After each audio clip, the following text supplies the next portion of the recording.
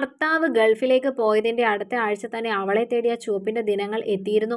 വല്ലാത്ത വയറുവേദന. 7ാം ക്ലാസ്സിൽ നിന്ന് മൃദുമതി ആയതിനു ശേഷം തുടങ്ങിയ വയറുവേദനയാണ്. ഇതുവരെ അതിന് യാതൊരു കുറവുമില്ല. ഇത്തവണയും അങ്ങനെ തന്നെ. ഭർത്താവിൻ്റെ അമ്മയോട് തനിക്ക് പീരീഡ്സ് ആണെന്ന് പറഞ്ഞപ്പോൾ ദേഷ്യത്തോടെ പാത്രങ്ങൾ നിലത്തേക്ക് വീഴുന്ന ശബ്ദം കേട്ടു. ഇതിപ്പോൾ കല്യാണം കഴിഞ്ഞിട്ട് 3ാമത്തെ തവണയാ അവൻ ലീവിന് വരുന്നത്. ഇപ്പോഴും വിശേഷമൊന്നുമില്ലെന്ന് പറഞ്ഞാൽ ഇനി വല്ല മച്ചിയോ മറ്റോ ആണോ എന്തോ. പ്രതീക്ഷിച്ചതായിരുന്നുവെങ്കിലും കേൾക്കുമ്പോൾ വല്ലാത്തൊരു വിഷമം.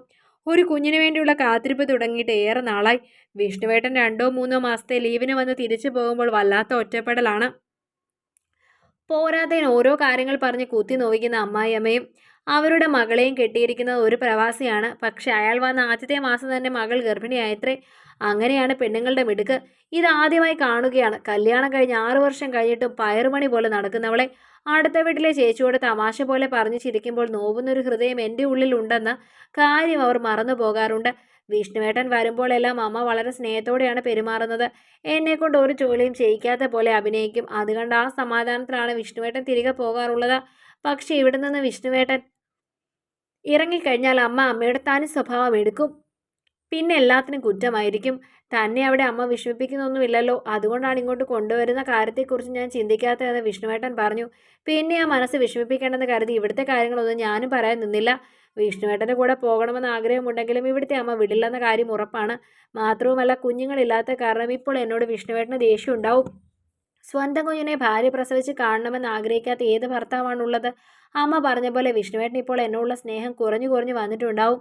പലപ്പോഴും അമ്മ പറയുന്ന കാര്യമാണത്. അതെല്ലാം കേൾക്കുമ്പോൾ വല്ലാത്ത പേടിയാണ്. ഇത്തവണ വിഷ്ണുവേട്ടൻ വന്നപ്പോൾ നമുക്കൊരു കുഞ്ഞ് വേണം, ഏതെങ്കിലും ഡോക്ടറെ പോയി കാണാമെന്ന് ഞാൻ പറഞ്ഞിരുന്നു. കുഴപ്പമൊന്നും ഉണ്ടാകില്ലടോ, നമുക്ക് കുഞ്ഞിനെ ദൈവം സമയമാകുമ്പോൾ തരുമെന്ന് പറഞ്ഞ് എൻ്റെ വായ അടയ്ക്കാണ് ഉണ്ടായത്. വിഷ്ണുവേട്ടൻ പോകുന്നതിനിടെ 2 ദിവസം മുൻപേ ആയിരുന്നു എൻ്റെ പീരീഡ്സ് ഡേറ്റ്. പക്ഷെ അന്ന് ഞാൻ പീരീഡ്സ് ആവാത്തത് കൊണ്ട് ഒത്തിരി സന്തോഷിച്ചു. ദൈവം എൻ്റെ പ്രാർത്ഥന കേട്ടു എന്നാണ് കരുതിയത്. അങ്ങനെ ഇരിക്കുമ്പോഴാണ് ഇപ്പോൾ വീണ്ടും ചുവന്ന ദിനങ്ങൾ വിരുന്നെത്തുന്നത്. വയറുവേദനയോടൊപ്പം മനസ്സിൽ വേദന കൂടിയായപ്പോൾ വല്ലാതെ തളർന്നു പോയി ഞാൻ. ഇതിനിടയിൽ അമ്മായിയമ്മയുടെ കുത്തുവാക്കുകൾ സഹിച്ച് അവിടെ നിൽക്കാൻ പോലും കഴിയാത്ത അവസ്ഥ. എൻ്റെ വീട്ടിൽ പോയാൽ അതിലും അപ്പുറമാണ്. അവിടെയുള്ളത് അമ്മയും ഏട്ടനും ഏട്ടൻ്റെ ഭാര്യയുമാണ്. ഏട്ടത്തിയമ്മയ്ക്ക് ഞാൻ അങ്ങോട്ട് ചെല്ലുന്ന പോലും ഇഷ്ടമല്ല. പിന്നെ തിന്നുന്നതിനും കുടിക്കുന്നതിനും എല്ലാം കണക്ക് പറയും. അവിടുത്തെ ചിലവുകളെല്ലാം നോക്കുന്നത് ഏട്ടനാണ്. ഏട്ടത്തിയമ്മ എന്തെങ്കിലും പറഞ്ഞാൽ ഏട്ടനൊന്നും എതിർക്കാതെ കേട്ട് നിൽക്കും. അമ്മയും അതുപോലെ തന്നെ. അമ്മ നിസ്സഹായയാണെന്ന് എനിക്കറിയാം. ഞാൻ ചെല്ലുമ്പോൾ എൻ്റെ ഭാഗം എന്തെങ്കിലും പറഞ്ഞിട്ടുണ്ടെങ്കിൽ ഞാൻ പോകുന്ന കഴിഞ്ഞാൽ പിന്നെ ഏട്ടത്തിയമ്മ അമ്മയോട് പോരെടുക്കും.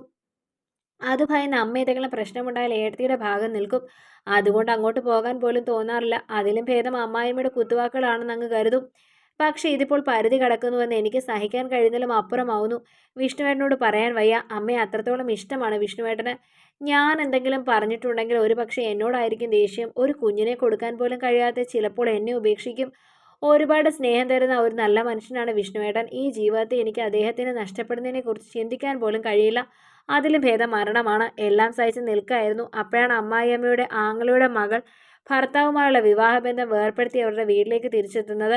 വിഷ്ണുവേട്ടന് വേണ്ടി അവളെ അമ്മ പണ്ട് മുതലേ ആലോചിച്ചതാണ്. അന്ന് വിഷ്ണുവേട്ടന് ഗൾഫിൽ ജോലിയില്ലായിരുന്നു. നാട്ടിൽ തന്നെ ഒരു വർക്ക്ഷോപ്പിൽ ജോലി ചെയ്യുകയായിരുന്നു. അന്ന് അമ്മയുടെ ആങ്ങൾ അവരെല്ലാം അപമാനിച്ചു വിട്ടു. കൂലിപ്പണിക്കാരന് കൊടുക്കാൻ ഇവിടെ പെണ്ണില്ലെന്ന് പറഞ്ഞു. അതോടെ അവരോട് വല്ലാത്ത ദേഷ്യമായിരുന്നു. അത് കഴിഞ്ഞ് ഉടനെ ആ പെൺകുട്ടിയെ വലിയ ബാങ്ക് ഉദ്യോഗസ്ഥന് കല്യാണം കഴിച്ചു കൊടുത്തു. പക്ഷേ ആ ജീവിതം എവിടെയും എത്തിയില്ല.